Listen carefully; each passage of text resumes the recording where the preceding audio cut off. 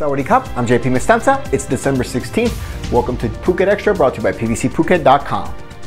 An inspection of the new Smart Pier system operating at Alpo Pier in Phuket's east coast. It's being done today by national officials who say it's a move to help improve marine safety for passengers. National Chief Ombudsman General Vidava Rajatanun performed the inspections today at Alpo Pier with the Smart Pier technology, including a face recognition system used to verify the identity of passengers at an automatic boarding point, with an automatic temperature measurement system connected to the wristband embedded with a QR code used for registering passengers. The wristband also measures body temperature and heartbeat to detect a person on any foreign cruise coming into Thailand, according to the Ombudsman General Vidava. Marine tourism safety has been in the spotlight for the past few years in the wake of the 2018 Phoenix tourboat disaster just off Phuket, which saw 46 Chinese tourists killed in the sinking of that boat, which affected the overall economy and tourism image of Thailand. For more, visit thephuketnews.com. It's the death penalty for ex-Deputy Commerce Minister and retired policeman Banyin, although it was reduced to life in prison by the Central Criminal Court for corruption and misconduct cases in Bangkok yesterday, putting to rest a crazy multi-year saga that includes the killing of his friend and the kidnapping and murder of the brother of a judge.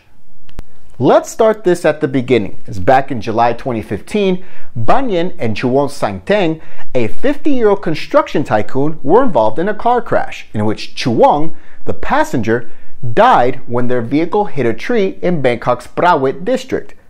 Banyin, who escaped with minor injuries, insisted they were friends and the crash was an accident. He was driving the car at the time. But police there, they suspected that he had Chuwon murdered, as the car was only traveling at 30 kilometers an hour, and Chuwon's injuries were not consistent with the crash, as he had ligature marks on his neck and broken ribs. Police suspected that the accident was actually a setup to cover up a murder. In their investigation, they learned that just days before, massive shares of Chuwon's company were transferred from Chuwon to Police Lieutenant Colonel Banyin and 3 other women, Chuwon's mistress, her mother, and a friend, stealing a reported worth of 263 million baht with forged documents. A year later, the mistress, Miss Uracha Vajirakultol, was arrested along with Banyin while at a resort in Nakhon Ratchasima in June 2016. And DNA testing showed that the mistress had a son with Banyin, despite both parties denying they were together. Both were charged with forgery, shares theft, and more, while Banyin was also charged with murder. The former model in the case who also received the stolen shares, she was also charged, along with the mistress's mother. Now, the share transfer case was going to be heard in South Bangkok Criminal Court earlier last year and into this year by Judge Panita Sakuta Prasert. That judge, she said she'd been receiving death threats to dismiss the case. For her safety, she had her brother Vidachai pick her up daily from her job. Then, on February 4th of this year, a group of about 4 men, including Banyin himself, dressed as a police officer, they kidnapped Vidachai, the brother of the judge, in front of the court in an attempt to pressure her sister, the judge in the case, to drop all the charges and dismiss the case. The plan was to take him to Banyin's home in Nakhon Sawan province, negotiate with Judge Panita, and then let her brother go. But on the way to the hideout, reports say Vidachai attempted to escape, and the kidnappers executed him, with reports saying they burned the body and threw most of the ashes in the Chao Phraya River to cover up the crime. Banyin, at first, he denied that he was involved. A month later, in March, he was sentenced to 8 years for stealing shares worth 263 million baht and falsifying documents. The mistress, Oracha, along with her model friend, they were sentenced to 4 years, while Oracha's mother was acquitted, with the court saying that she was duped and knew nothing about what was actually going on. While in jail, he tried to escape with other inmates, and that failed. And then later, he reportedly attempted to kill himself in his cell in June.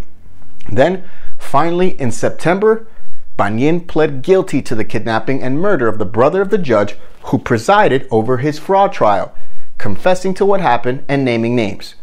This week, on Tuesday, he was sentenced to death, but it was commuted to life in prison because of his confession.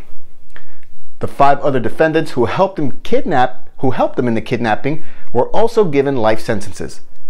Prior to this whole story, the now 56-year-old Banyin was a police lieutenant colonel in Nakhon Sawan province and served as a deputy commerce minister in the short-lived governments of Samak Sundayrabij and Somchai Wongsawat in 2008.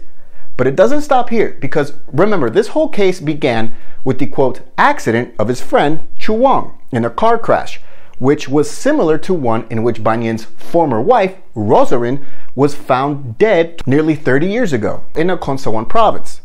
His ex-wife's family reportedly suspected that her 1988 death was not true, since at the time of that crash, she didn't know how to drive. But local cops, who were colleagues of Banyin, they reported that she was the driver. This is a long, sordid tale of corruption, murder, and intrigue that we've been following for several years. And this week could close the book on it, unless police investigate what happened to Banyin's ex-wife all those years ago. Banyin, a retired cop and disgraced politician, killed a billionaire, stole the man's money, kidnapped the judge's brother who was killed, and then tried to escape from prison. From a death sentence to life in prison. Let us know your thoughts on this story and if you agree with the court's decision. Phuket Extra will be right back after this.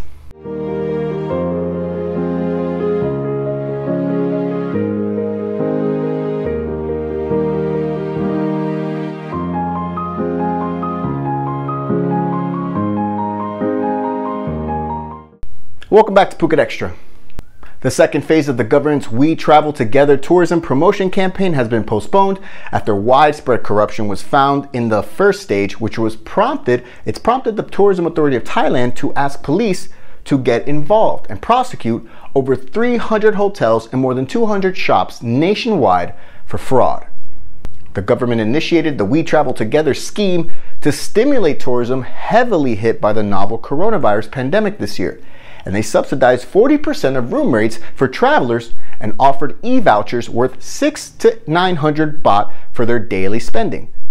But instances of fraud were found by the TAT, which included hoteliers and restaurateurs doing things like jacking up the prices to increase the money they would get from the government. Also, fake hotel bookings, including at hotels that weren't even open, among other frauds.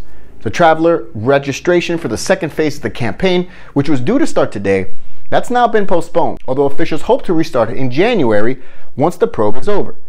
The TAT governor said there were nearly 109,000 transactions made with 312 suspected hotels and over 49,000 transactions with 202 suspected stores. The TAT is now asking the Royal Thai Police to probe the hotels and shops accused of taking advantage of the scheme nationwide. Police say that those hotels and shops found to have participated in the fraud could have their licenses withdrawn and be blacklisted from future government campaigns, among other punishments.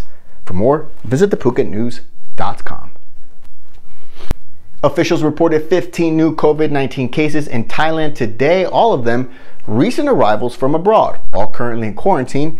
This raises the total number of COVID cases for the nation to 4,261, with 93% of patients recovered. It's been 40 days since Thailand's last COVID-19 related death. Thank you for watching Phuket Extra today, brought to you by PVCPhuket.com. For safe, secure, and soundproof windows, visit PVCPhuket.com. We'll be back tomorrow. Until then, stay classy, Phuket. Phuket's rapid modernization has made it one of the world's premier holiday destinations. Investors can still buy quality condominiums for as low as $75,000 and luxury properties can go all the way up to 20 million. Condominiums in Phuket are a safe, secure bricks-and-mortar investment offering foreigners freehold ownership. Call or email Thai Residential, Phuket's #1 trusted real estate advisor, to find your perfect Phuket property.